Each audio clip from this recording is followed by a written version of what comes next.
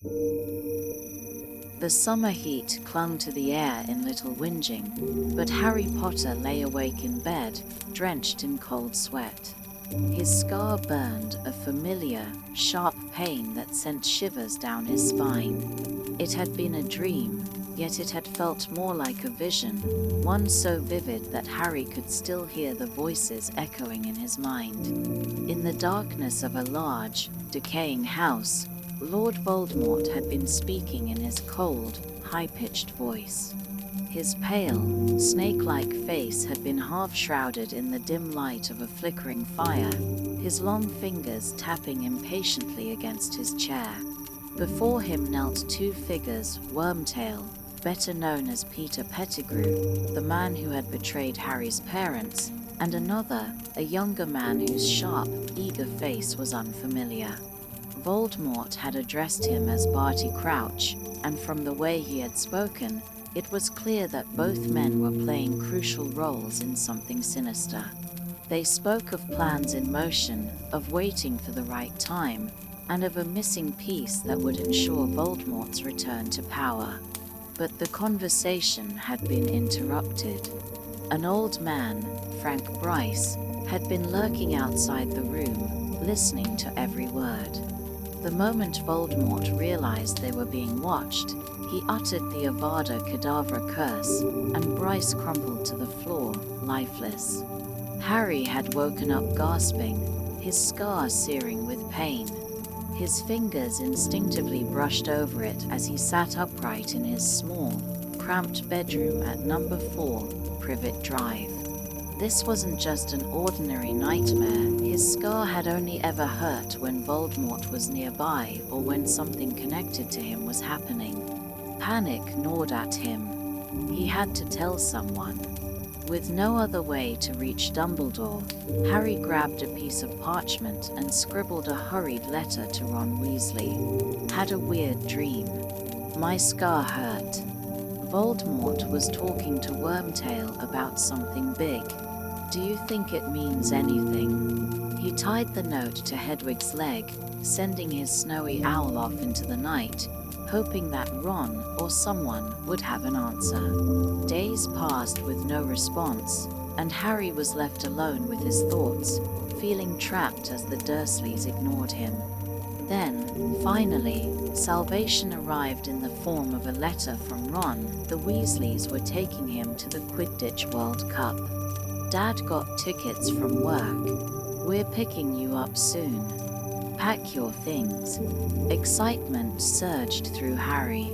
The Quidditch World Cup was one of the most prestigious magical events in the world, a dream for any wizard who loved the sport. It was enough to momentarily push aside his fears about Voldemort. A few days later, the Weasleys arrived to collect Harry, but in true Weasley fashion, things went completely wrong. Instead of using the front door, Arthur Weasley, Fred, George, and Ron attempted to retrieve him using the Floo Network, a magical transportation system using fireplaces. The problem?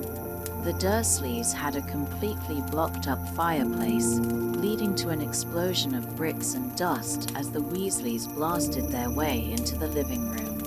Amid the chaos, Dudley made the mistake of eating one of Fred and George's experimental Tum-Tum toffees, causing his tongue to swell to 4 feet long. Uncle Vernon turned purple with rage, but before he could throw a fit, Harry grabbed his trunk and made his escape with the Weasleys. The moment he stepped inside the burrow, Harry felt at home. He was reunited with Ron, Hermione, and Ginny, and he watched as Mrs. Weasley scolded Fred and George for their pranks. Even Percy, who had recently started working at the Ministry of Magic, was too busy boasting about his job under Barty Crouch Sr. to notice the chaos. But nothing compared to the anticipation of the Quidditch World Cup. Before dawn, the Weasleys and Harry left for the cup, using a portkey, a mundane object enchanted to transport wizards instantly across vast distances. Harry felt the now familiar pull behind his navel, and moments later, They landed at the World Cup campsite. The sight took Harry's breath away.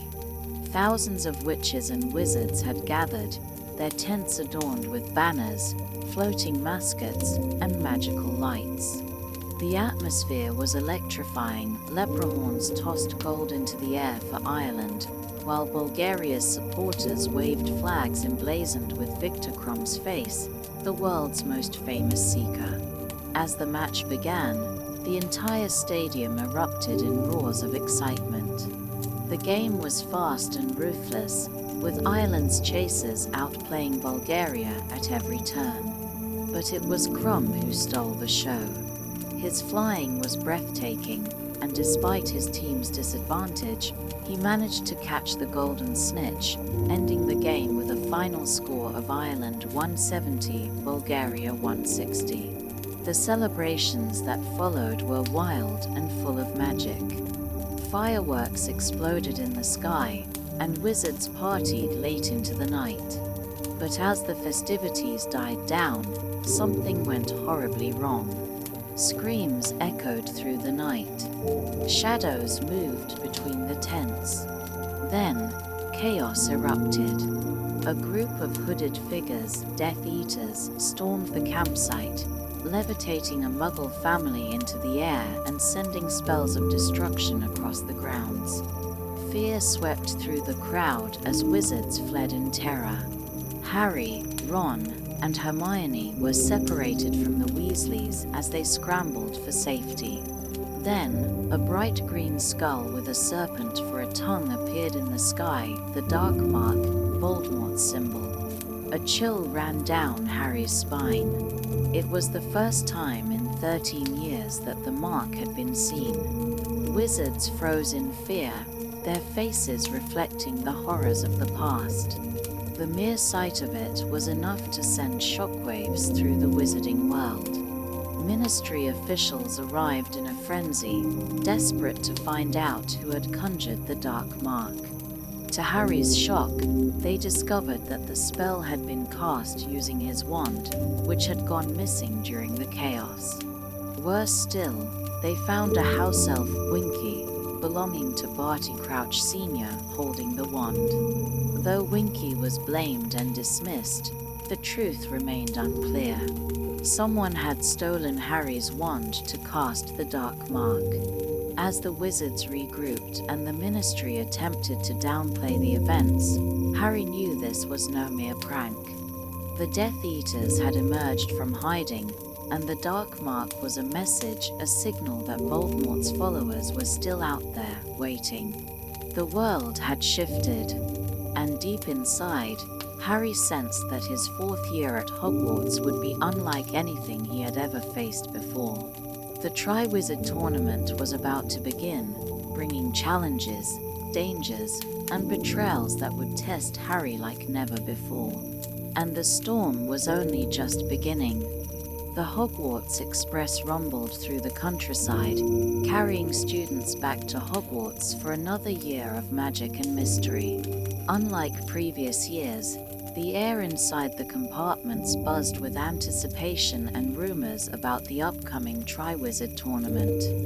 Fred and George Weasley, who were already scheming about how to trick the age restriction, claimed to have devised a plan.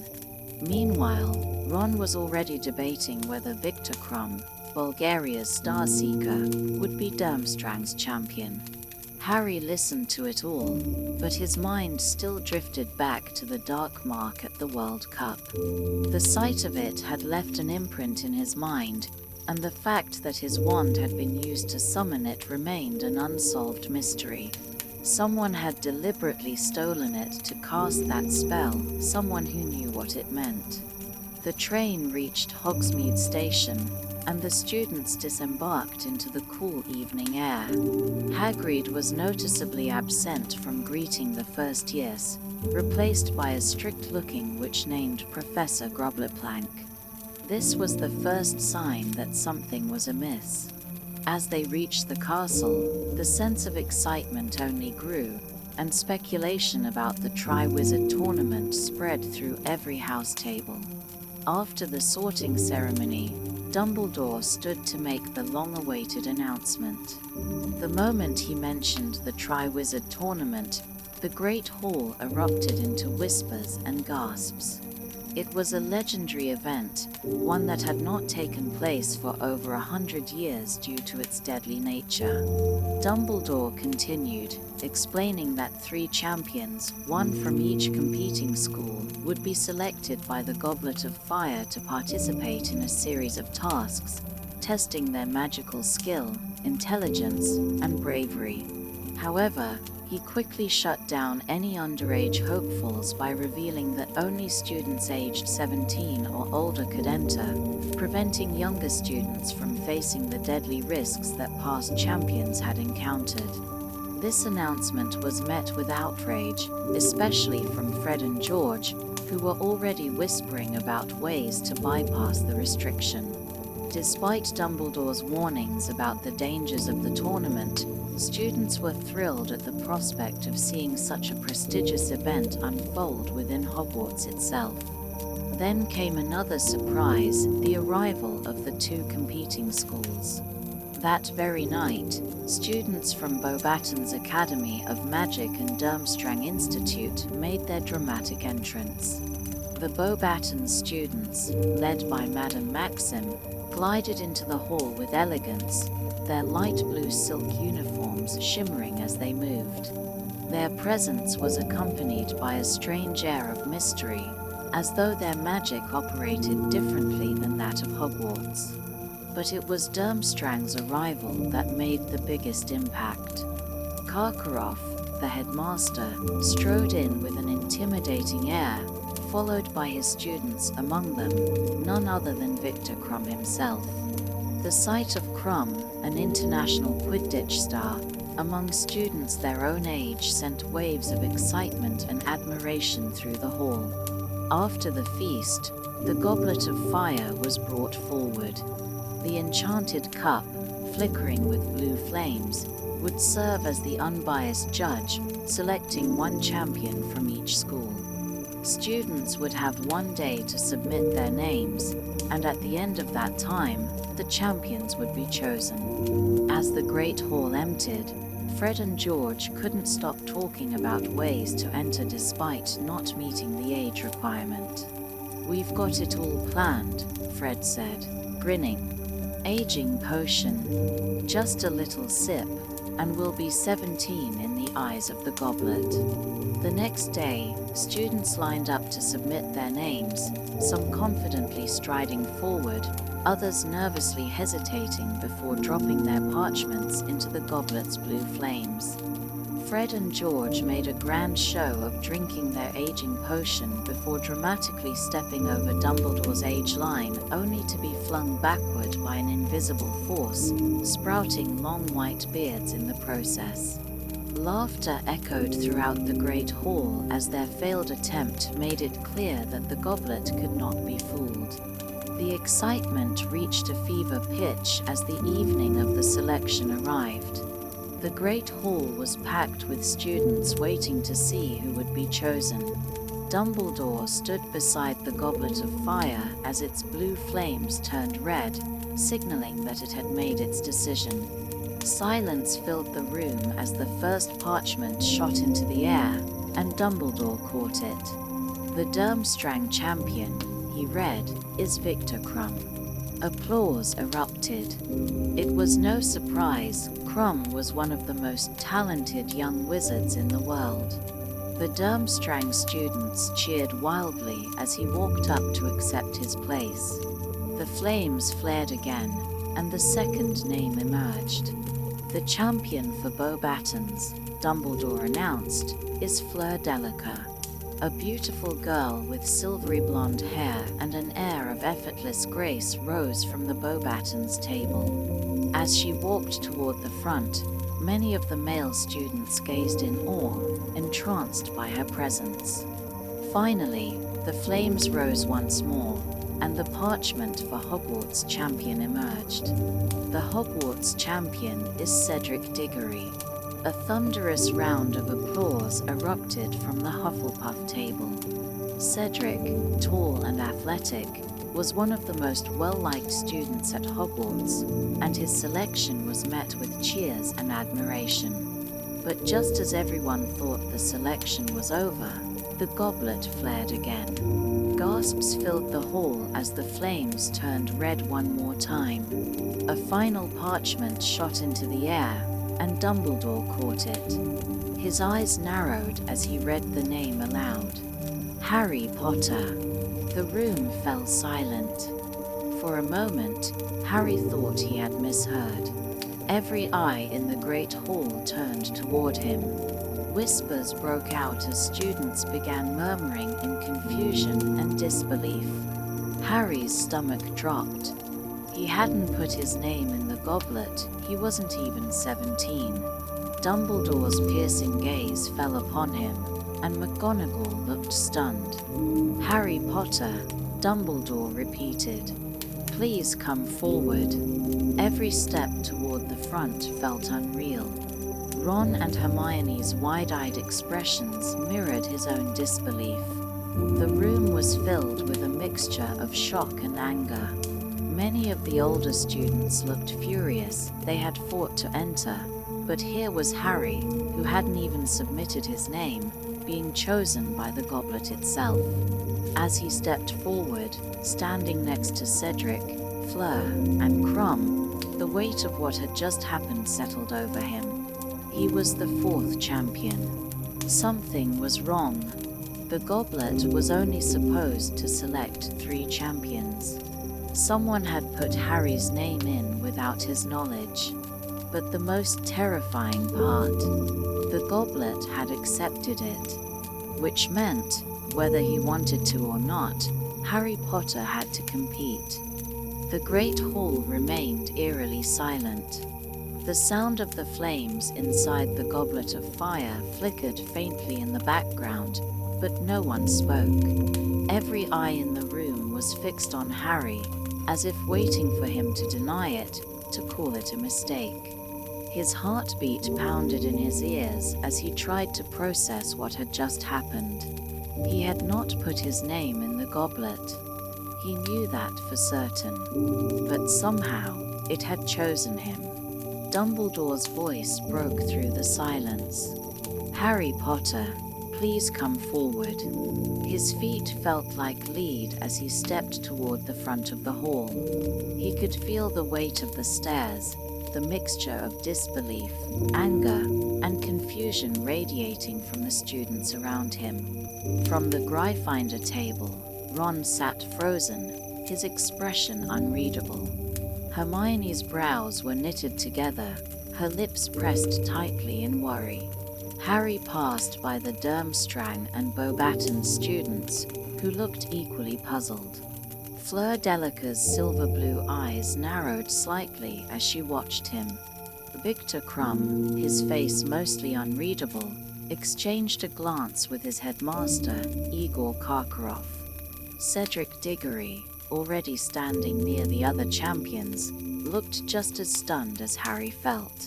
When Harry finally reached the front of the room, the tension in the air was suffocating. The whispers that had been hushed moments before were now beginning to swell, murmurs of disbelief rippling through the great hall. He's not even 17, someone whispered loudly. Did he cheat? Another voice hissed. This has to be a mistake. Dumbledore remained calm, though his sharp blue eyes were filled with something unreadable as he turned to the teachers. Let us discuss this in private, he said. Champions, follow Mr. Filch to the next chamber. Harry swallowed, his throat dry, and followed Cedric, Crumb, and Fleur out of the great hall, leaving behind a sea of murmuring students. As soon as they entered the side chamber, Fleur turned sharply toward him, her usually graceful face twisted in irritation. Oh, did you do it? She demanded, her French accent thick with disbelief. Oh, did you put your name in the goblet? I didn't, Harry stammered, still trying to make sense of it himself. Cedric, who had been quiet until now, studied Harry with confusion but not outright anger. Did you ask an older student to do it for you? No, Harry insisted, feeling frustration start to bubble inside him. I swear, I never put my name in that goblet. I didn't want to enter. Krum frowned, arms crossed over his chest, but he remained silent, observing the conversation. Fleur, however, was not convinced.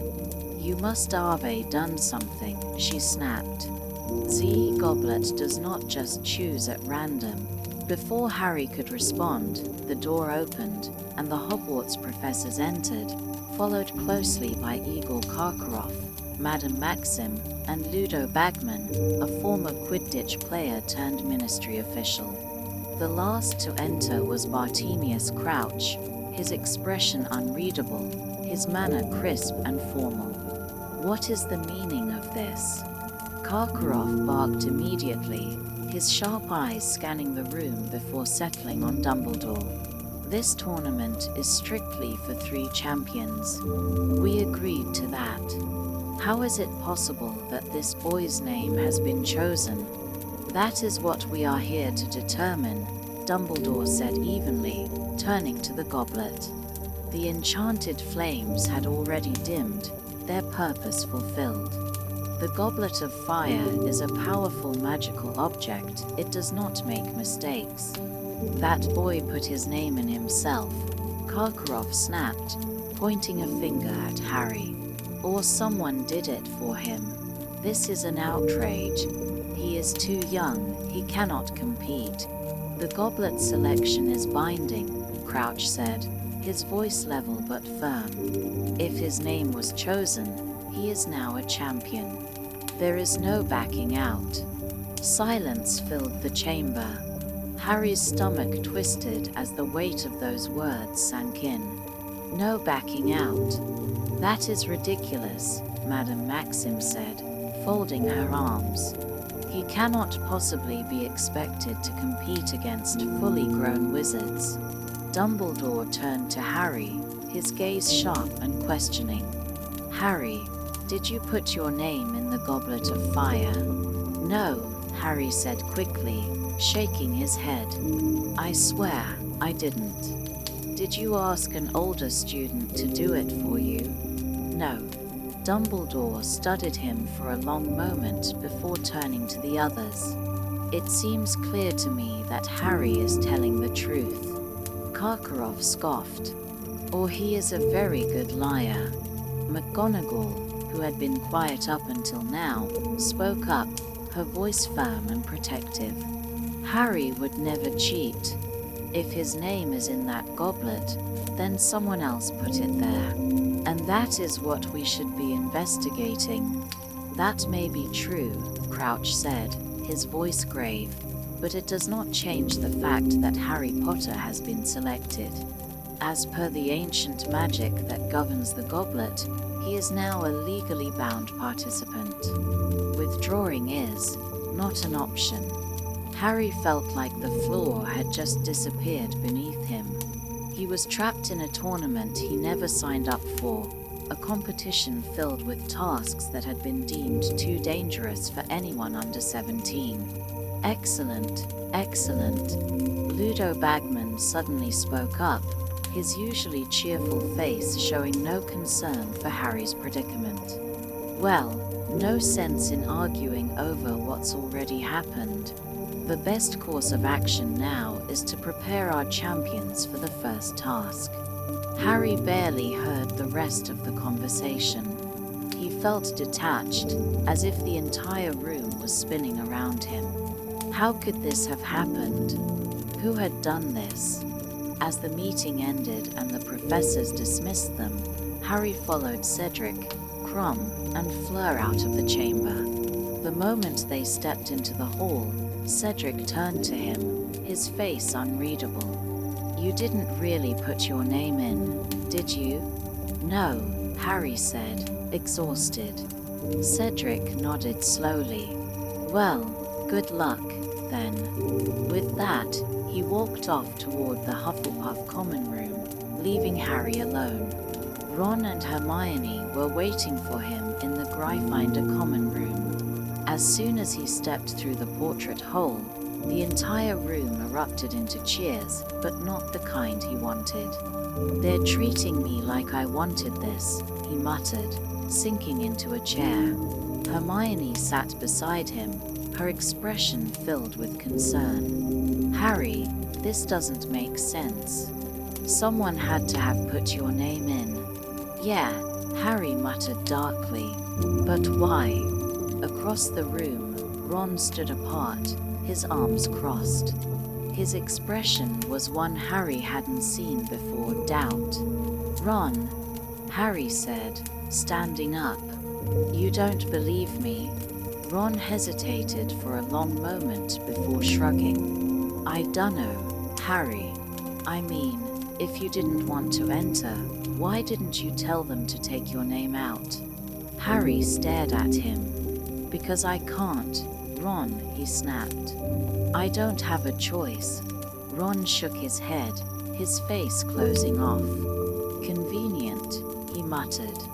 Then he turned and walked away. A heavy silence fell between Harry and Hermione.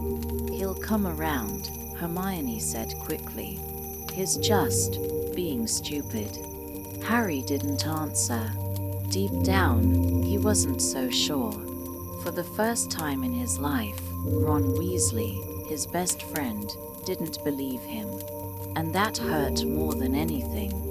The days following the Goblet of Fire's unexpected decision were some of the worst Harry had ever experienced at Hogwarts.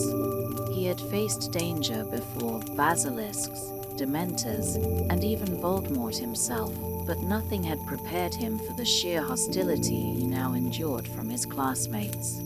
Everywhere he went, students whispered behind his back, casting him accusing glances as if he had cheated his way into the tournament. Even those who had once admired him now looked at him with resentment. From the Gryffindor table, Seamus Finnegan and Dean Thomas exchanged uncertain looks whenever they saw him, neither voicing outright support nor condemnation. Lavender Brown and Parvati Patil had joined in the whispers, their giggles always directed toward Harry whenever he entered the common room. But nothing was as painful as Ron's cold silence. For the first time since they had met, Ron Weasley was not by Harry's side. He had barely spoken to him since the champions were chosen, and when he did, it was short, clipped, and distant. He refused to sit with Harry at meals, ignored him in the dormitory, and worst of all, he seemed to believe what the others were saying, that Harry had somehow put his own name in the goblet to gain more attention. Harry couldn't understand it. Ron had seen firsthand that he hadn't entered, and he had heard him deny it again and again. But still, the jealousy that had been simmering beneath the surface for years had finally boiled over.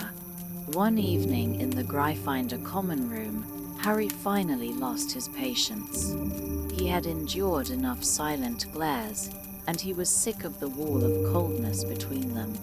"You're being a right GIT, you know that," Harry snapped, standing in front of Ron as he sat on the couch by the fire. Ron barely looked up, only shrugging. "Yeah, well, at least I'm not a liar." Harry felt his hands curl into fists. "I didn't put my name in that goblet, and you know it." Ron scoffed. "Yeah, all right, Harry. Just like you didn't enjoy getting all the attention last year when you fought off Dementors, right?" His voice dripped with sarcasm. "Must be exhausting, being you." Hermione, who had been sitting nearby with her arithmancy homework, snapped her book shut and glared at Ron. "Oh, grow up, Ron," she said fiercely. "You're just mad that it's not you in the tournament." Ron's ears turned red, but instead of arguing, he stood up abruptly and left for the boys' dormitory, slamming the door behind him. Harry clenched his jaw, trying to push down the frustration and hurt burning in his chest. He wanted to shout, to throw something, to make Ron understand, but he knew that, for now, nothing he said would make a difference. He turned to Hermione, his only real support left. Why is he acting like this? Hermione sighed. Ron's always felt overshadowed. First his brothers, now you. I think this was just the last straw. Yeah, well, he can stay mad then, Harry muttered. I don't need him. But that was a lie.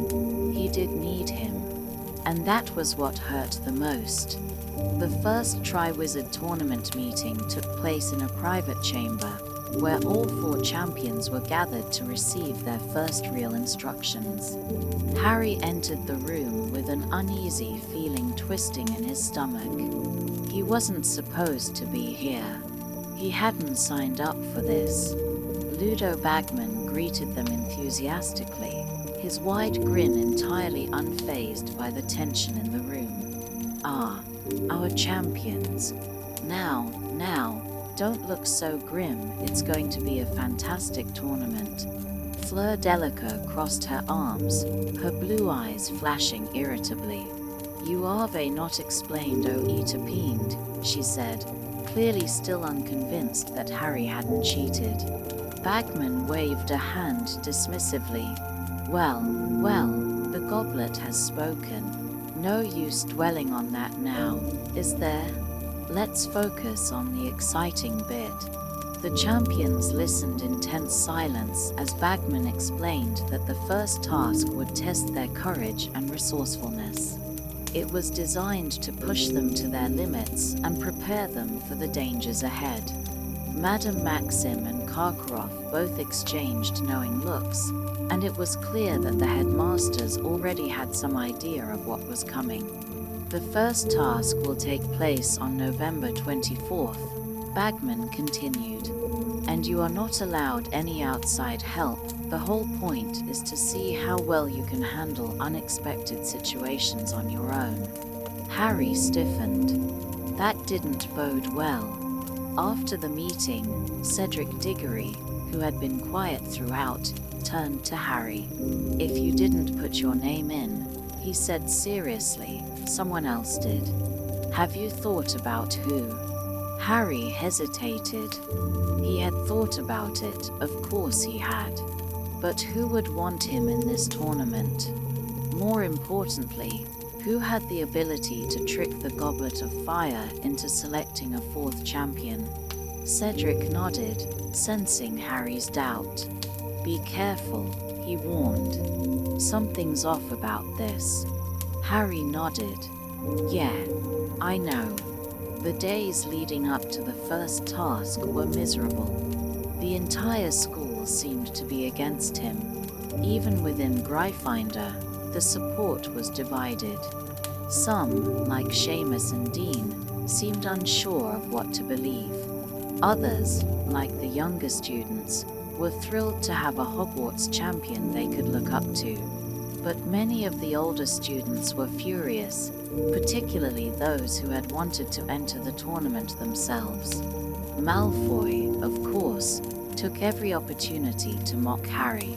He created enchanted badges that read, "Support Cedric Diggory, the real Hogwarts champion," and, when tapped, they transformed into "Potter stinks." Harry wanted to punch Malfoy in the face, but Hermione convinced him not to let it get to him. Ron, however, wore one of the badges. That stung more than anything. As the first task drew closer, Harry felt increasingly trapped. He didn't know what was coming. He didn't know how to prepare. And worst of all, he was completely alone. Hermione tried to help, but she wasn't allowed to give him direct assistance. Even Hagrid, who usually had words of encouragement, was strangely distant. It wasn't until a late-night encounter that Harry finally learned the terrifying truth. He had been walking near the edge of the Forbidden Forest when he overheard a hushed conversation, Hagrid talking to Madame Maxim. Curious, he crept closer, and then he saw them. Dragons. 4 enormous dragons, each one breathing fire and chained down in the clearing. The first task wasn't just dangerous, it was deadly. The moment Harry saw the dragons, his stomach dropped like a stone. 4 enormous beasts, each towering over the handlers who struggled to keep them restrained, thrashed against the chains holding them down.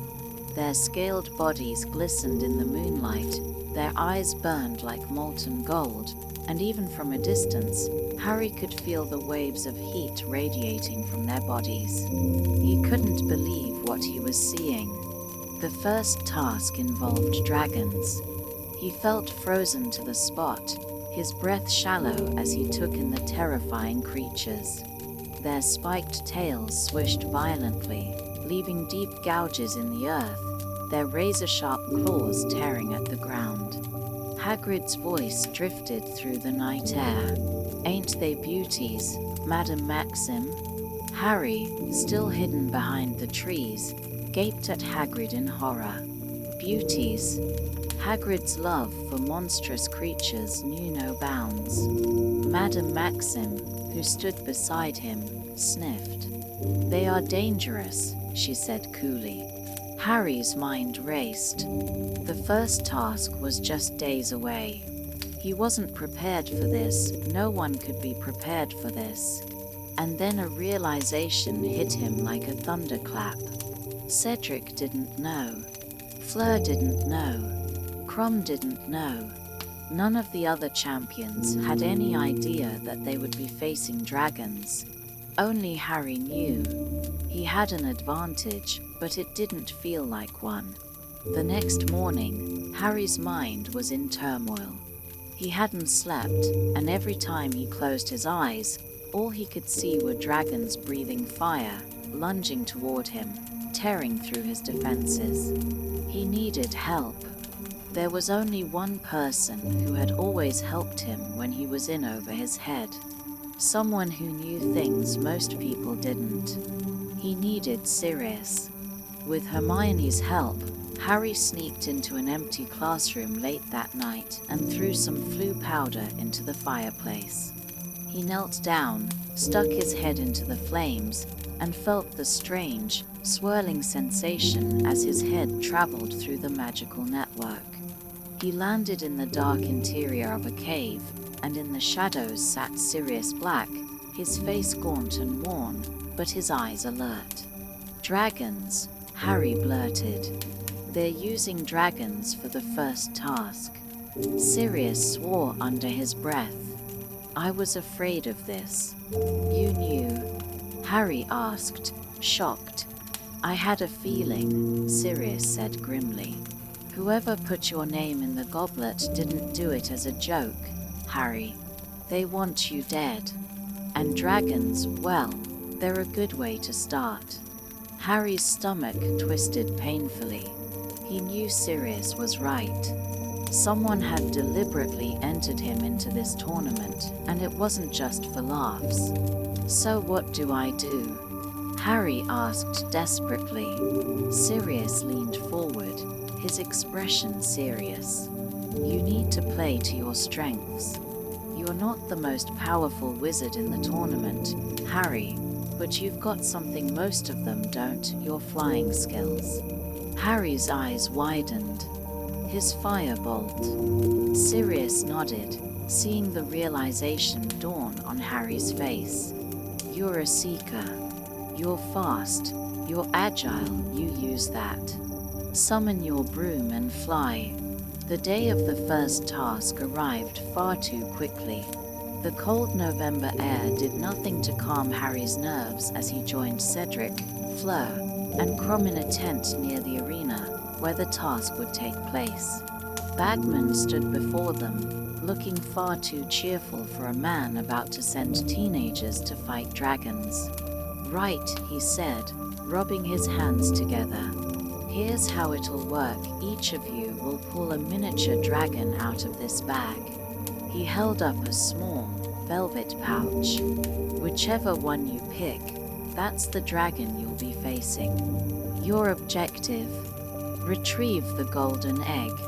The golden egg sat in the center of the arena for each challenge. One by one, they reached into the bag. Fleur drew a Welsh green. Krum got a Chinese fireball.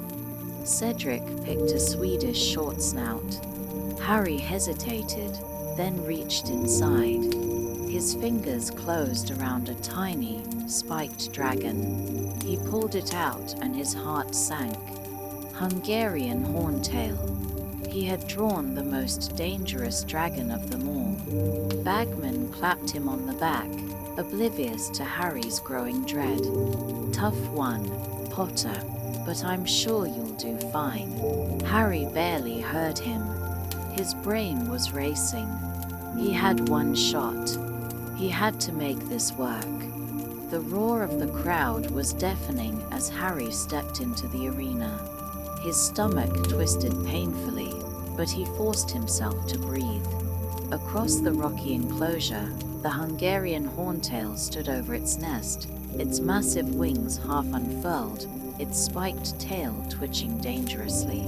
Its black scales gleamed, and its yellow eyes locked onto Harry the moment he entered. Harry's hand clenched around his wand. He had to do this. Raising his wand, he shouted, "Accio Firebolt." For a moment, nothing happened. Then, from across the castle grounds, a streak of gold and black shot into the sky. The crowd gasped as the firebolt came hurtling into the arena like a meteor, straight into Harry's waiting hand. He swung his leg over the broom and took off, soaring into the air just as the Horntail let out a furious roar.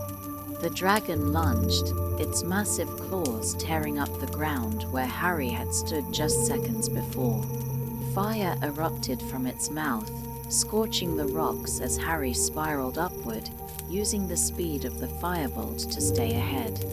The crowd roared in excitement, but Harry barely heard them. His entire world had narrowed to the dragon, the sky, and the golden egg below.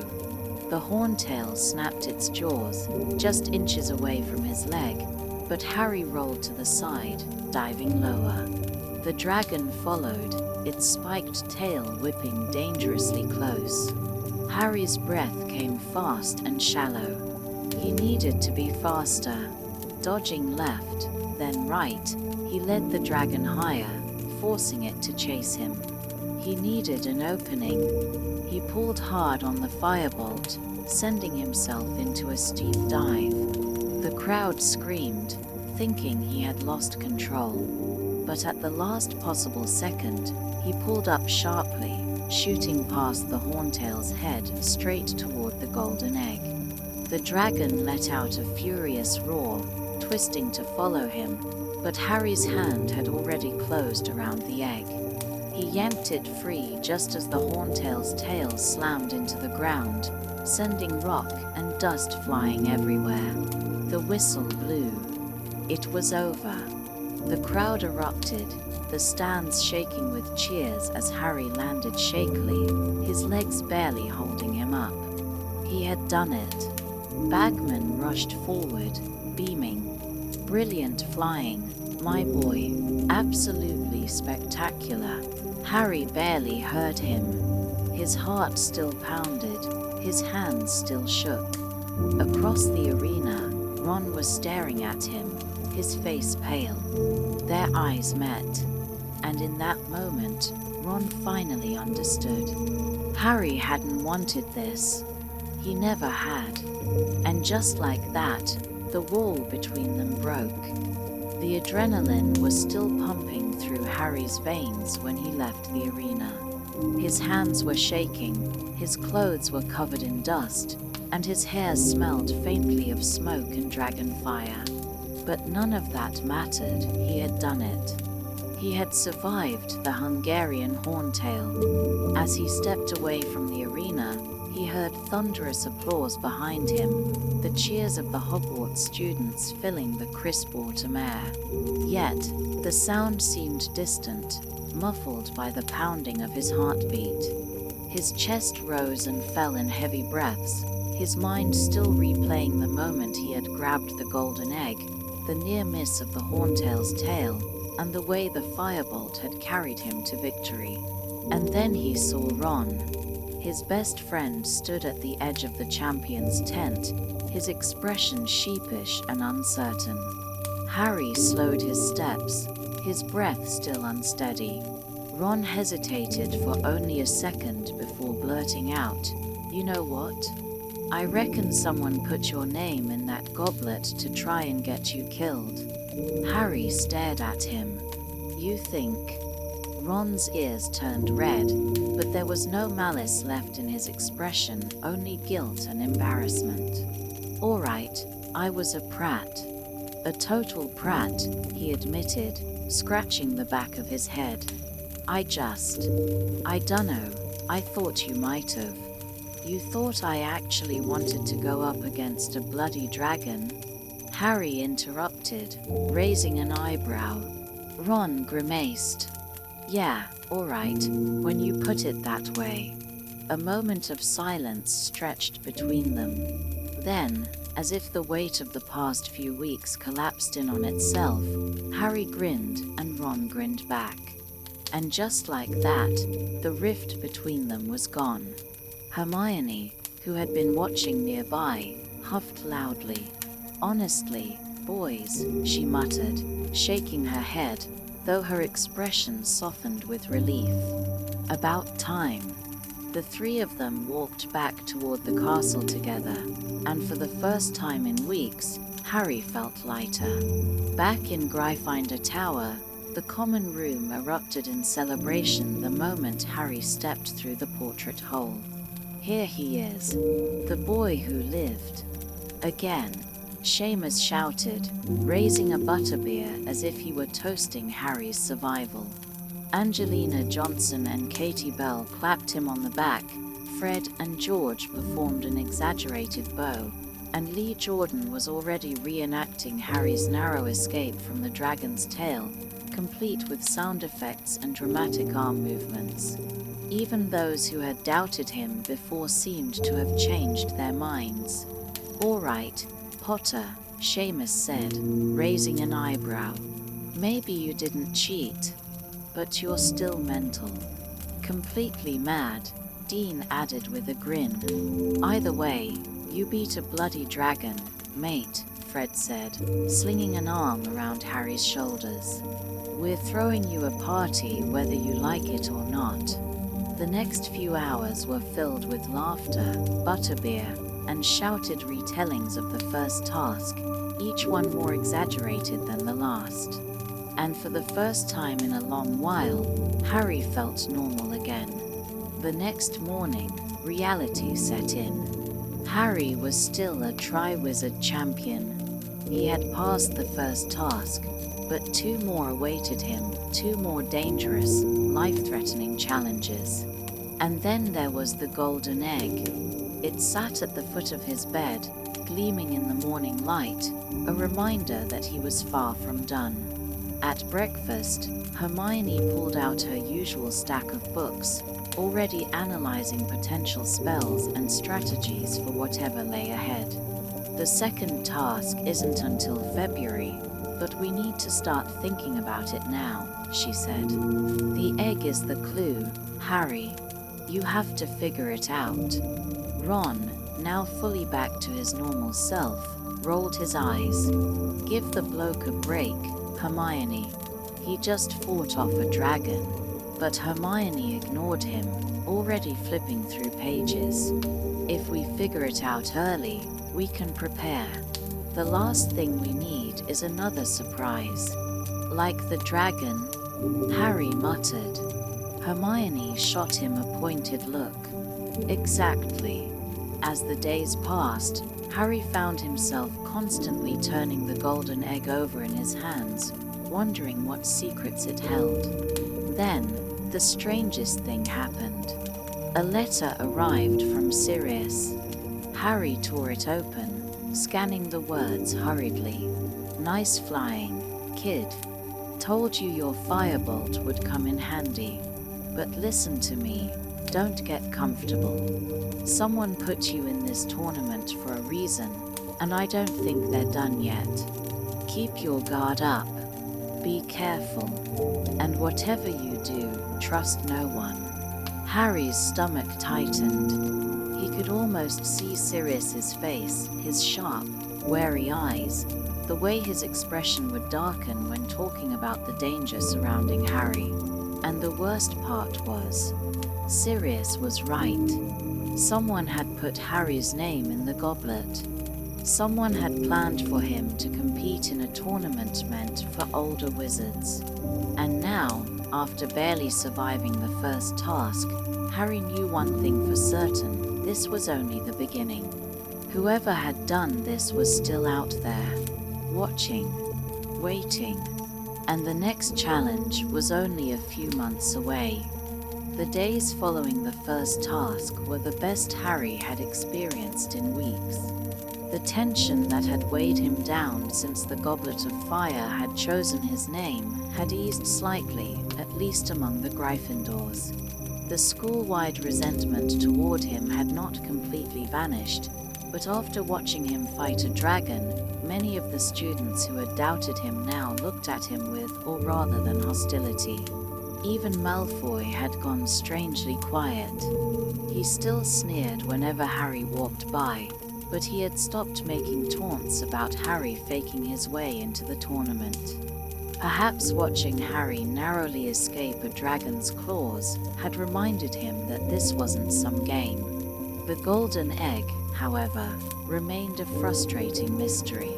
Harry had tried everything, shaking it, tapping it with his wand, even holding it up to the light, but nothing revealed its secret.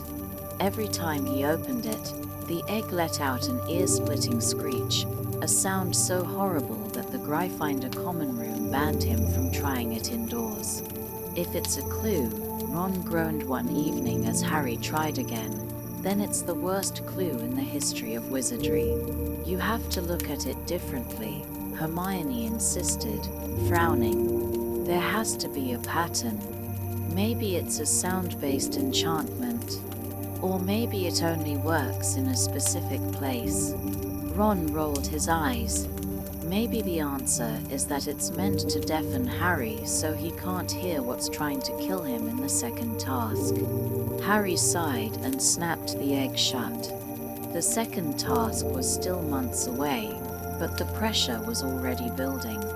Then, Dumbledore made an announcement that shifted everyone's attention. During dinner in the Great Hall, Dumbledore rose from his seat, tapping his goblet lightly. The murmurs and chatter died down instantly, the students waiting in anticipation. "It is my pleasure," Dumbledore said, smiling, "to announce that as part of the Triwizard Tournament's traditions, Hogwarts will be hosting a Yule Ball on Christmas Eve." A ripple of excitement and confusion ran through the room. Dumbledore continued, eyes twinkling. "The Yule Ball is an opportunity to celebrate and enjoy the tournament in a more light-hearted manner. All fourth years and above are invited, though younger students may attend if invited by an older student." Whispers broke out across the Great Hall. A ball, dancing. For many of them, this was unexpected territory. Dumbledore's smile widened. And, of course, the Triwizard champions will have the honor of opening the dance. Harry's stomach dropped. He had been terrified of dragons, but the thought of dancing in front of the entire school was somehow worse. Ron, sitting beside him, had gone pale. "Tell me I imagined that. Tell me we don't actually have to dance." Hermione, on the other hand, looked completely unfazed. "Oh, don't be ridiculous, Ron. It's just a dance." Ron looked at her as if she'd suggested jumping into a lake of fire. "Yeah, but we've got to ask someone to go with us. It's not like we can just show up alone." Harry had barely thought about that part.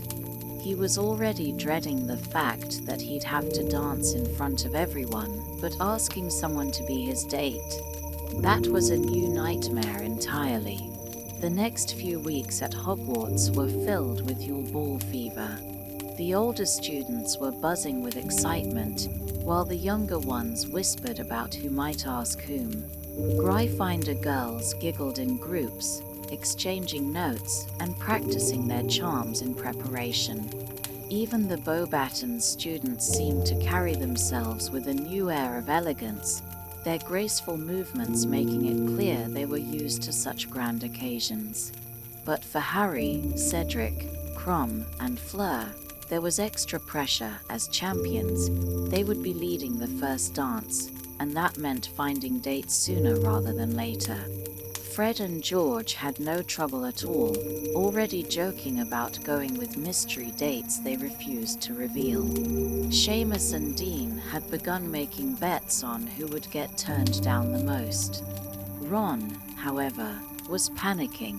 "This is a disaster," he moaned one evening, slumping into a chair in the common room. "A total disaster.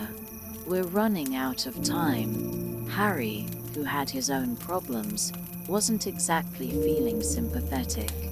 "Well, if it's so easy, why don't you just ask someone?" Ron glared at him. "Yeah, who are you asking, then?" Harry opened his mouth, then closed it. He had no idea. Days passed, and the pressure mounted. Everywhere Harry turned, students were pairing up. Some boys approached girls with confidence, others with stammering awkwardness, and a few got flat-out rejected in front of everyone. Cedric Diggory had asked Cho Chang, the pretty Ravenclaw seeker, and she had accepted immediately. Harry, who had been thinking about asking Cho himself, suddenly felt a pang of disappointment. He should have asked sooner. Now, with time running out, he found himself growing desperate. One evening, as they left the Great Hall, Ron spotted Fleur Delacour, the beautiful Beauxbatons champion, standing near the entrance. Ron's face turned as red as his hair. I'm going to do it. I'm going to ask her." Harry and Hermione exchanged looks. Ron took a deep breath, squared his shoulders, and marched toward Fleur with forced determination. What happened next was one of the most painful things Harry had ever witnessed. Ron barely managed to form a full sentence before Fleur gave him a confused, mildly amused look and walked away. Ron stood there, frozen in humiliated silence. "That," he said stiffly, "was a mistake." Hermione sighed dramatically. "Oh, honestly, Ron, maybe if you hadn't treated her like a goddess descending from the heavens, she would have actually listened." Ron grumbled incoherently, face still burning. Harry, meanwhile, was running out of time. The next day, after much internal debate, Harry finally worked up the courage to ask Parvati Patil to the Yule Ball.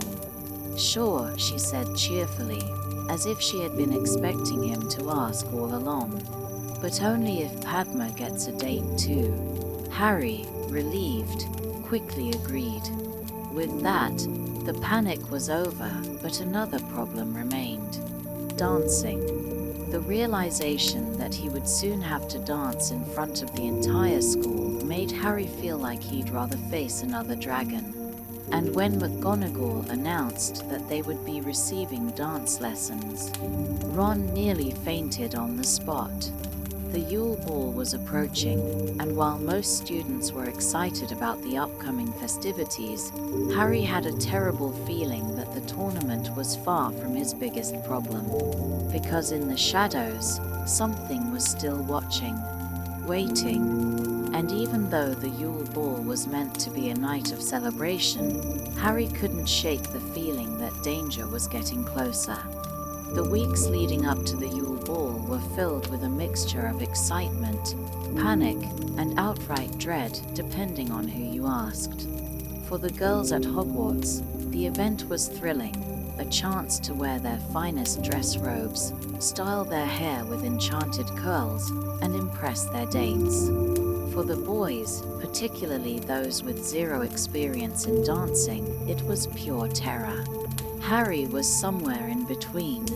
He had secured a date, Parvati Patil, and while he wasn't exactly thrilled about the dancing part, he was relieved that the stress of asking someone was behind him. Ron, on the other hand, was still sulking. Since his disastrous rejection from Fleur Delacour, he had been moping around, making bitter remarks about how the ball was stupid and how no one really cared about dancing anyway. "It's just a load of people showing off," he grumbled one evening as Hermione pored over a book on ballroom etiquette. "You wouldn't be saying that if you had a date," Hermione replied smoothly, not looking up from her book. Ron scowled. "Who'd want to go with me anyway?" Hermione sighed dramatically, slamming her book shut. "You could have asked earlier, but no, you had to spend weeks complaining instead." "Yeah, well," Ron muttered, "I wouldn't want to go with some know-it-all anyway."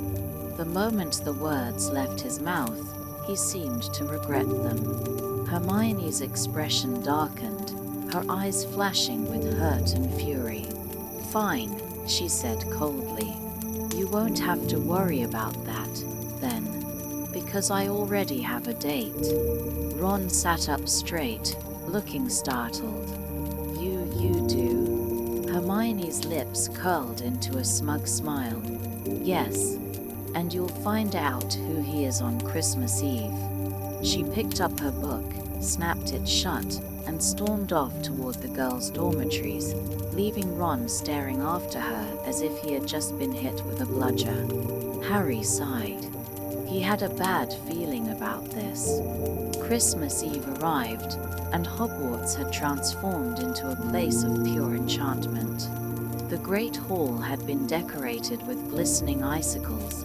Charmed snowflakes fell softly from the ceiling without ever melting, and the walls were lined with enchanted Christmas trees that shimmered in different colors. Harry, dressed in his best dress robes, waited with Ron near the entrance of the Great Hall. Ron, unfortunately, had not fared well in the wardrobe department. His mother had sent him a second-hand set of maroon dress robes, complete with frilly lace cuffs that looked as though they had been stolen from a Victorian doll. "This is the worst night of my life," Ron muttered as he tugged at the lace. Harry barely heard him. His attention was focused on the grand staircase, where students were arriving in pairs, dressed in dazzling robes. Then he saw her. Hermione descended the staircase, but she didn't look like the Hermione he had known for 4 years. She looked radiant. Her normally bushy hair had been sleeked down into elegant curls, and she wore beautiful periwinkle blue robes that shimmered in the candlelight. But what shocked Harry the most was who she was walking with. Victor Crumb, the famous Quidditch seeker from Durmstrang. Ron's jaw dropped so fast it nearly hit the floor. "You're joking," he muttered. Harry had never seen Ron look so utterly dumbfounded. His ears turned scarlet, and he looked like he was struggling between shock, anger, and sheer disbelief. Hermione, however, ignored him completely, holding Crumb's arm with quiet confidence as she walked past them toward the Great Hall. Ron was still staring. She's going with Crumb?" Harry, who had no idea what to say, simply patted Ron on the back and muttered, "Come on, let's get this over with." The ball itself started off pleasantly enough. The champions and their partners opened the dance, and while Harry was completely out of his depth, Parvati led him through it without much trouble. The music was charming, the decorations were breathtaking, and for a moment, everything felt magical. But that feeling didn't last long. Ron, still fuming about Hermione and Crumb, barely spoke a word. He ignored Padma Patil, his own date, and spent most of the evening glaring at the Durmstrang table. Hermione, on the other hand, was having the time of her life. She and Krum danced effortlessly, and for the first time, Harry realized that she was enjoying the attention of someone who truly admired her, not as just one of the trio, but as Hermione Granger. The tension finally exploded when Ron couldn't hold back anymore. "So," he said loudly, as Hermione returned to their table, "you're fraternizing with the enemy, are you?" Hermione froze mid-sip, then slowly set down her goblet. "Excuse me," she said icily. Ron gestured at Krum, who was talking animatedly with some Durmstrang students nearby. "Him? You're dating him?" Hermione's eyes flashed dangerously. "For your information, Ronald, Victor happens to be a perfect gentleman. Unlike some people." "Yeah, well," Ron shot back, "he's also a bloody Durmstrang student. What if he's up to something? What if he's just using you to spy on Hogwarts?" Hermione's face flushed with anger. "Oh, that's rich. You're just jealous because no one asked you." "Jealous?" Ron sputtered. "Of Krum? Don't be ridiculous." "You know what, Ron?" Hermione's voice was shaking now.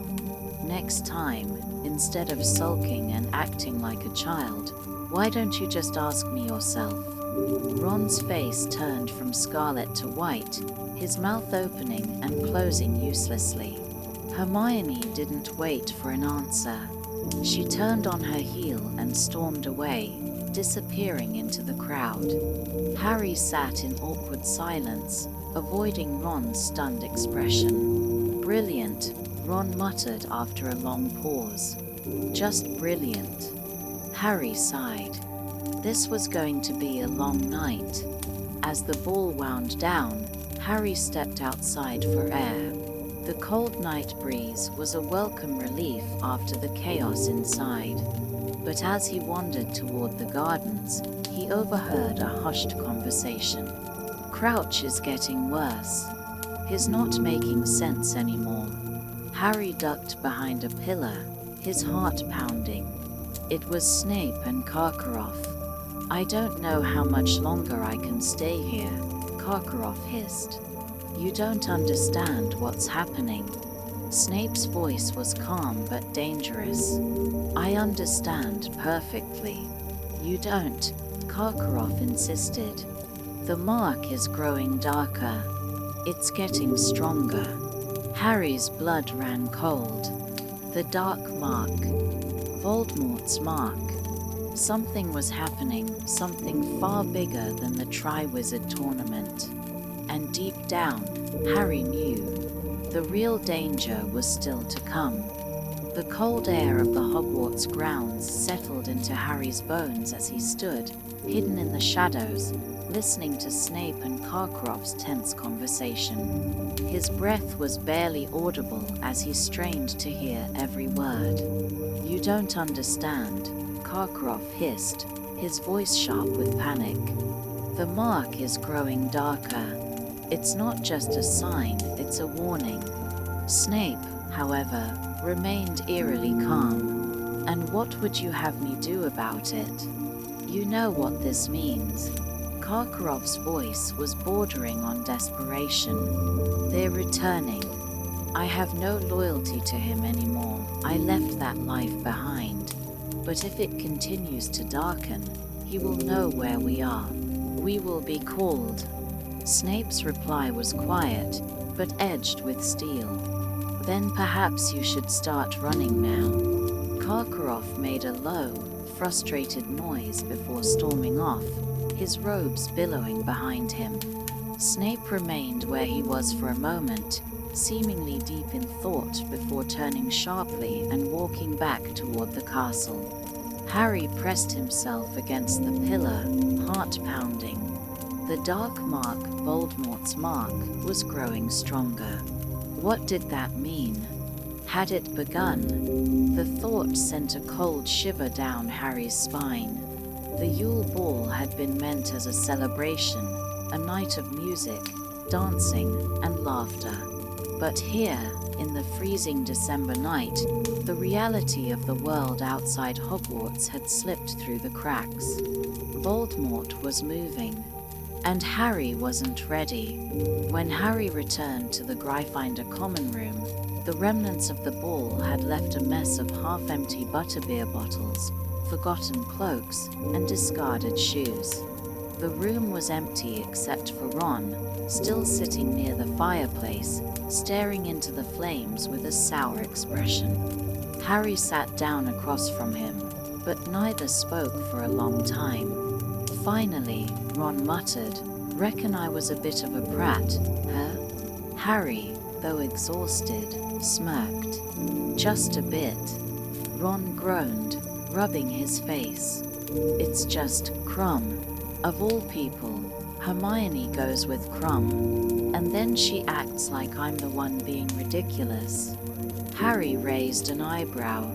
"You did tell her she was fraternizing with the enemy." Ron winced. "Yeah, probably not my best moment."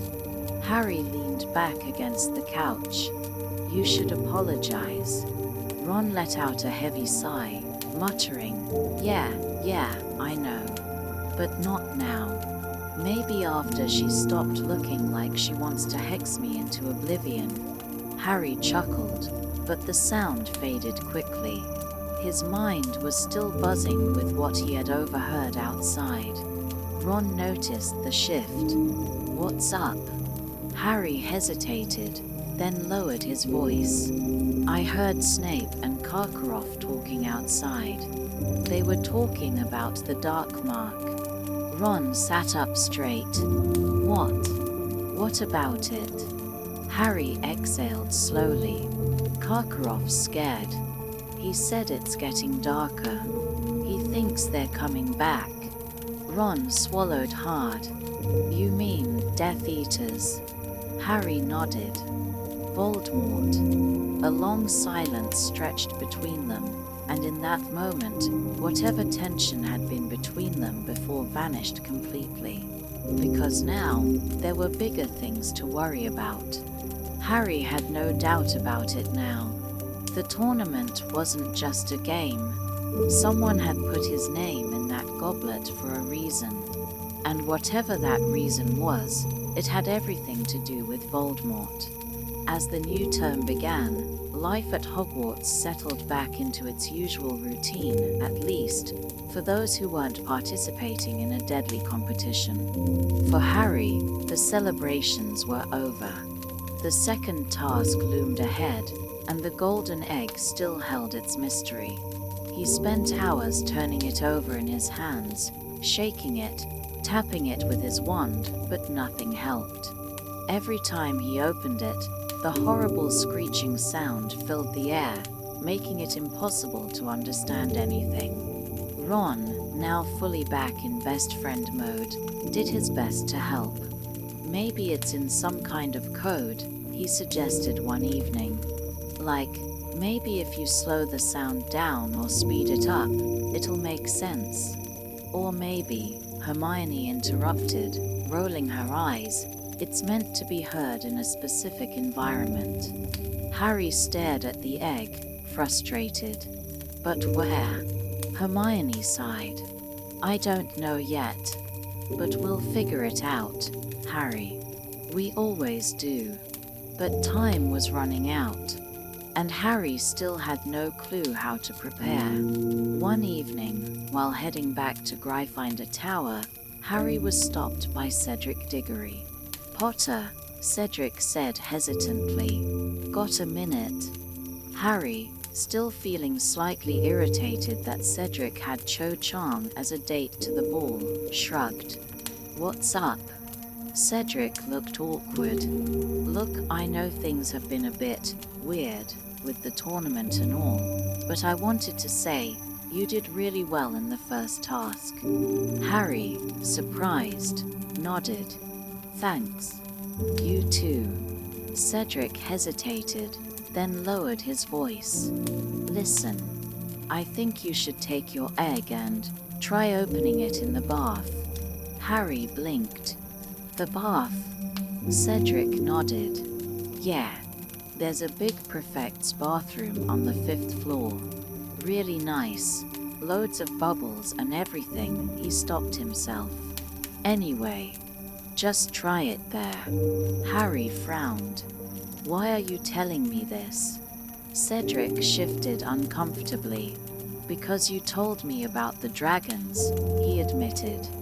"Thought it was only fair." Harry stared at him for a long moment before nodding. "All right. Thanks." As Cedric walked away, Harry turned the golden egg over in his hands. The bath. Why the bath? But he was out of ideas. And if Cedric was right, this might be the only clue he had. That night, after sneaking out under the invisibility cloak, Harry made his way to the prefect's bathroom. And it was enormous. The entire room was filled with steam, the massive tub resembling more of a small swimming pool than a bath. Dozens of taps surrounded it, each spewing different kinds of scented bubbles and foamy water. Following Cedric's advice, Harry stepped into the warm water, placed the golden egg beneath the surface, and opened it. The horrible screeching sound was gone. Instead, a haunting, echoing voice filled the air. "Come seek us where our voices sound. We cannot sing above the ground. And while you're searching, ponder this. We've taken what you'll sorely miss." Harry froze, his mind racing. The voices, they were mermaids. And then it clicked. The second task would take place in the Black Lake. And worse, whoever the tournament had chosen as his sorely missed person, they would be waiting at the bottom. The clue from the golden egg had finally given Harry a direction, but that didn't mean he knew how to survive underwater for an hour. Black Lake, Ron muttered the next morning at breakfast. Who in their right mind would want to go down there? Have you seen the things that live in it? The giant squid, the grindylows. Who knows what else is lurking at the bottom? Hermione, of course, was already buried in research, flipping through pages of a thick book about magical water creatures. "There has to be something," she said, half to herself. "Some spell, some potion." Harry, sitting across from her, felt increasingly panicked. The second task was in a few days, and so far, they had nothing. At night, he found himself tossing and turning, picturing himself sinking beneath the freezing water, unable to breathe, his lungs burning as time ran out. No, he had to find a way. It was the night before the second task, and Harry still had no idea how he was going to survive underwater. He sat slumped in the Gryffindor common room, staring at the fire, his mind racing. The tournament had already proven to be far more dangerous than expected, and if he couldn't complete this task, there was no telling what the consequences might be. "What if I just don't show up?" he muttered. Hermione, sitting beside him, gasped in horror. "Harry, you can't. They've taken something of yours, something you'll sorely miss. If you don't go, who knows what might happen to them?" "Right," Harry groaned, rubbing his forehead. "Great. So not only do I have to go into freezing, monster-infested water, but someone I care about is down there too." Ron, lounging on the couch, frowned. "Wait, what do you mean, something you'll sorely miss?" Harry shot him a look. "Were you not listening when I told you about the clue?" Ron sat up straighter, suddenly looking uncomfortable. "So, what? They're going to take a person? Someone close to you?" "That's what the riddle said," Harry muttered. "I just don't know who." Ron went pale. mate. What if it's Hermione? Hermione's eyes widened slightly, but she quickly shook her head. No, I doubt it. It could be Sirius, or, I don't know, someone from Gryffindor. Harry didn't answer. A feeling of dread was creeping into his stomach. They were running out of time. Harry had all but given up when, at 4 in the morning, he was jerked awake by frantic tugging on his sleeve. Harry Potter must wake up. Dobby has found the answer. Harry blinked blearily, realizing that Dobby, the excitable house elf, was hopping up and down beside his bed, his massive green eyes wide with urgency. What, Dobby? Harry croaked, still half asleep. What are you? You is needing to breathe underwater, sir, Dobby said excitedly, holding up a handful of slimy, greyish-green plants. Harry Potter must take gillyweed. Harry frowned, sitting up. Gillyweed? Dobby nodded enthusiastically. It is very useful, sir. Wizards who eats it grows gills and webbed feet and hands. Harry Potter will be able to swim like a fish, sir. Harry stared at the weird-looking plant, his heart racing. Wait, you're sure this will work? Dobby beamed. Oh yes, sir. Dobby is hearing it from Master Moody. Very powerful stuff. Harry didn't have time to question it. He grabbed the gillyweed, threw on his robes, and rushed down to the Black Lake. The stands were full as the crowd gathered to watch the champions compete. Harry barely had time to register the fact that Cedric, Fleur, and Krum were already there, looking far more prepared than he was. Ludo Bagman, smiling far too much for someone sending students into a dangerous lake, stepped forward. Champions, take your marks. Harry swallowed hard.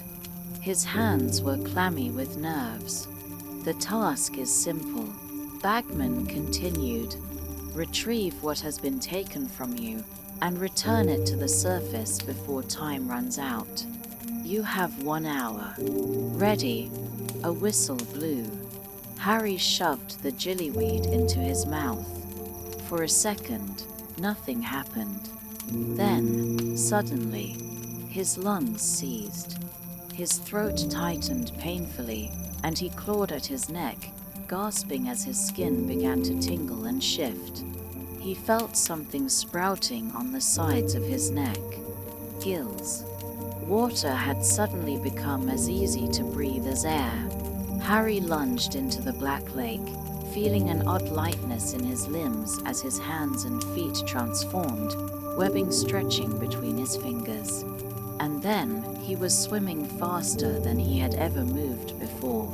The water was murky and cold, but Harry pushed forward, his new gills filtering oxygen effortlessly.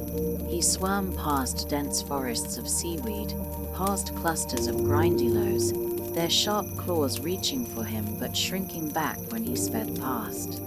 A strange, haunting song drifted through the water. Come seek us where our voices sound. We cannot sing above the ground. The Merpeople. Harry kicked harder, his heart hammering as he approached a massive underwater village. There, tied to stone pillars, were 4 unmoving figures. Ron, Hermione, Cho Chang, Gabrielle Delacour. Harry's stomach clenched. He had expected to see someone, but seeing Ron tied beneath the water, unmoving, looking almost lifeless, sent a jolt of panic through him. He lunged forward, ready to untie Ron. A group of merpeople with sharp spears blocked his way. You take one, a mermaid gestured with her spear. Only yours. Harry hesitated, looking around. Cedric had just arrived and was already freeing Cho Chang. Krum appeared moments later, his head transformed into a half-shark form, and began cutting Hermione free. But Fleur was missing. Harry's eyes snapped to Gabrielle Delacour, Fleur's younger sister, still tied to a rock. Was Fleur not coming? Harry ignored the merpeople's warnings, swimming forward and slicing Ron's bindings free. Ron floated limply for a moment before blinking drowsily, bubbles escaping his mouth as he woke. Harry then turned to Gabrielle. The merpeople hissed angrily, shaking their spears. "Only yours." Harry didn't care. He quickly cut Gabrielle's bindings, grabbing her and Ron at the same time. The merpeople began swarming, but Harry was already kicking toward the surface, lungs burning as he burst out of the water, gasping for air. The crowd cheered wildly, but Harry barely registered it as he dragged Ron and Gabrielle onto the platform. Fleur, who had never made it to the hostages, ran toward them, pulling Gabrielle into a tight embrace. She looked up at Harry, eyes filled with gratitude. "You saved her," she whispered. "You saved Gabrielle." Harry, still catching his breath, nodded. I couldn't just leave her." Fleur's eyes shone. "You are honorable." Harry blinked in surprise. As the judges deliberated on scores, Harry realized something. This wasn't just a tournament anymore. Something darker was coming, and soon he would no longer be able to swim away from it. The aftermath of the second task left Harry both relieved and unnerved. He had saved Ron and Gabrielle, but the realization that the Triwizard Tournament wasn't just about winning, it was about survival, was clearer than ever. With the second task completed, Harry now had to focus on the third and final challenge. But even as he trained for it, a darkness loomed over Hogwarts. Something was wrong. Barty Crouch Sr., one of the tournament judges, had been acting strangely for weeks, disappearing from the public eye, muttering nonsense whenever he was seen. One night, Harry and Victor Crumb stumbled upon him in the Forbidden Forest, looking disheveled and terrified. "They're coming back," Crouch whispered, his eyes wild and unfocused. "He's getting stronger. I have to tell Dumbledore, must warn him." Before Harry could react, Crouch vanished only to be found dead days later. Dumbledore knew something dark was at play, but the Ministry of Magic dismissed Crouch's death as an accident. Harry knew better, and deep down, he knew the final task would be more dangerous than anything before. The third and final task of the Triwizard Tournament took place inside a massive enchanted maze, filled with dangerous creatures, cursed obstacles, and traps designed to test the champion's skill and courage. Harry, Cedric, Fleur, and Crumb entered the maze, each determined to reach the Triwizard Cup at its center. But it quickly became clear that this was no ordinary maze. Fleur was attacked and eliminated early, though no one saw what took her down. Crumb, under some kind of dark magic, was found stunning Cedric in the shadows, his eyes cold and unseeing. Harry and Cedric managed to stun Crumb back, realizing something was deeply wrong. Crumb wasn't himself. The maze twisted and shifted, forcing them to work against the very walls surrounding them. And then, at last, they saw it. The Triwizard Cup, gleaming in the distance. But something felt off. "Take it together," Cedric suggested, breathing hard. "We'll both win." Harry hesitated for only a moment before nodding. Together, they reached for the cup, and the moment their hands touched it, the world vanished in a swirl of color and darkness. When Harry and Cedric hit the ground, they weren't at Hogwarts anymore. They were in a graveyard, the air thick with cold mist. Cedric looked around, confused. Where are we?" Before Harry could answer, a figure emerged from the darkness. A short, hunched man carrying what looked like a bundle of robes, but the moment Harry saw the thing in his arms, his scar burned white-hot. A voice, high, cold, and filled with venom, spoke. "Kill the spare." A flash of green light, and Cedric Diggory collapsed to the ground, lifeless. Harry's scream was lost in the wind. He couldn't move. His entire body was paralyzed, held in place by magic. Wormtail Peter Pettigrew moved quickly, dragging Harry to the center of a stone altar. In the eerie glow of the moonlight, Harry saw it, the thing in Wormtail's arms. A twisted, small, inhuman creature, weak and frail, but its red eyes burned with terrifying power. It was Voldemort. And this was the night he would rise again. Harry could only watch in horror as Wormtail performed the dark ritual. Bone of the father, unknowingly given. Flesh of the servant, willingly sacrificed. Wormtail took a dagger and cut off his own hand, his screams echoing through the graveyard. Blood of the enemy, forcibly taken. The knife sliced into Harry's arm, and he felt hot pain as his blood dripped into the cauldron. The liquid inside began to glow. The air shook with dark magic. And then, from the cauldron, a tall, skeletal figure emerged. Lord Voldemort. He was whole again. His snake-like face, his crimson eyes, his long, pale fingers clutching a wand. Harry felt his scar burn like fire as Voldemort turned to look at him.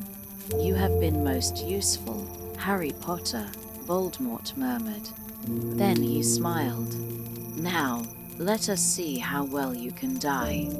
Voldemort called forth his Death Eaters, their masked faces appearing from the shadows. They bowed before him, trembling in both fear and reverence. Then Voldemort turned his wand on Harry.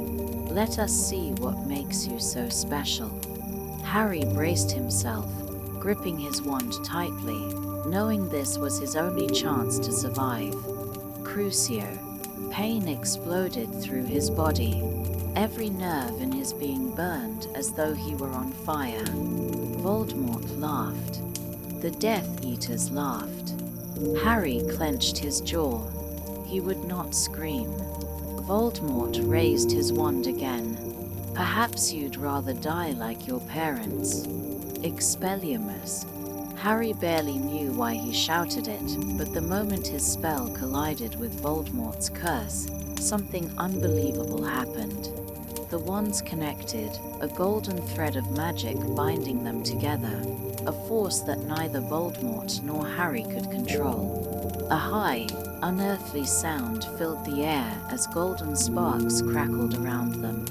And then, from Voldemort's wand, ghostly shapes emerged, echoes of the people he had murdered. Cedric, Frank Bryce, Bertha Jorkins, and then Lily and James Potter. Harry felt his heart stop as his parents looked at him for the first time in his life. "Harry, when the connection breaks, run," his father said urgently. "We'll give you time." His mother's eyes shone with love. "Be brave, my son." The connection shattered. Harry broke free, sprinting for Cedric's body, grabbing the Triwizard Cup just as Voldemort screamed in fury. The world spun again, and then he was back. Harry crashed onto the Hogwarts grounds, Cedric's lifeless body beside him. A horrified silence fell over the stadium. Screams erupted as teachers and students rushed forward. Dumbledore was there in an instant, his eyes filled with grief. Harry, barely able to breathe, whispered, "His back." The words sent shockwaves through Hogwarts. Voldemort had returned, but not everyone believed it. Minister Cornelius Fudge refused to accept it, dismissing Harry's story as the delusions of a traumatized boy. Even as Dumbledore warned the wizarding world, Fudge turned a blind eye, insisting that Voldemort was still gone. But Harry knew the truth. The Dark Lord had risen again, and the war had begun. The moment Harry and Cedric's body returned to Hogwarts, the world descended into chaos. Screams filled the air as students and professors rushed forward. Harry, still dazed and shaking from the ordeal, barely registered what was happening as he collapsed onto the ground. Dumbledore was there in an instant, kneeling beside him. "Harry, what happened?" Harry's throat was dry, his body still trembling from the Cruciator's curse, the duel, and the terrible sight of Cedric's lifeless body. "His back," Harry rasped, his voice barely a whisper. "Voldemort, his back." The words sent a chill through the crowd, but before anyone could fully react, Mad-Eye Moody grabbed Harry by the arm. "Come on, Potter," Moody muttered, pulling Harry away from the chaos. "You need rest." Harry didn't resist. His mind was barely functioning, exhaustion pressing down on him like a heavy weight. Moody led him back to his office, his grip firm. But the moment the door shut, Moody changed. He turned to Harry, his face twisted in a strange expression, not one of concern, but of satisfaction. "Did he take the bait?" Moody asked, his voice lower, almost eager. Harry, still shaking, frowned. "What?" Moody's eyes gleamed. "Did he take the blood?" Harry's stomach dropped. Something was wrong. Moody wasn't acting like himself. "You're wondering how I knew, aren't you?" Moody said softly, pacing. "How I knew what happened in the graveyard before you even said a word." A terrible realization began creeping into Harry's mind. Moody grinned. "Because I put your name in the Goblet of Fire, Potter." Harry's blood ran cold. Moody, or whoever he was, began speaking rapidly, almost like he couldn't stop himself. "Voldemort needed you," he muttered. "Needed your blood. I made sure you got through the tasks. I helped you when I could, subtly, of course." Harry stared in horror. Moody had guided him through the tournament, given him hints about the dragons, steered him towards Cedric for the golden egg clue. He had been helping him all along, not to save him, but to deliver him to Voldemort. Just as Moody raised his wand, the door burst open. Dumbledore. With him were Snape and McGonagall, their wands drawn. Stupefied, Dumbledore roared. A red jet of light hit Moody, and he collapsed. Harry's chest heaved. He said he put my name in the goblet." Dumbledore's expression was grave. "I believe you, Harry." Then, to Snape and McGonagall, he said sharply, "We need to know the whole truth."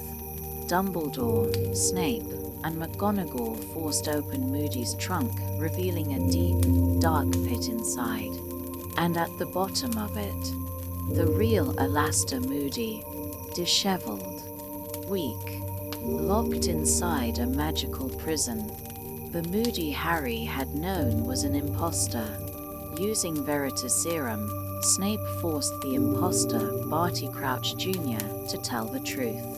Crouch Jr. had been one of Voldemort's most loyal Death Eaters, sentenced to Azkaban years ago, but he had escaped with the help of his father, Barty Crouch Sr.